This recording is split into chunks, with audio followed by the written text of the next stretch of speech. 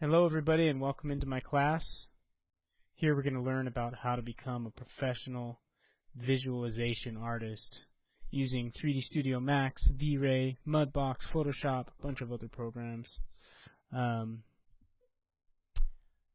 Just to give you an idea of kind of some of the things that we'll be learning, kind of the basics of how to create.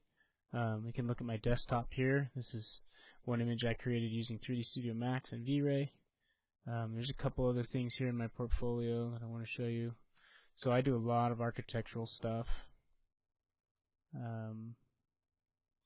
But you know what? The principles in architecture, it's all 3D, so you can kind of create whatever you want. See, here's some high poly furniture stuff.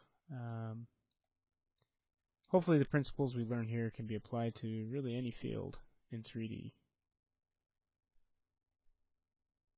Okay, that's enough about me. Let's get started.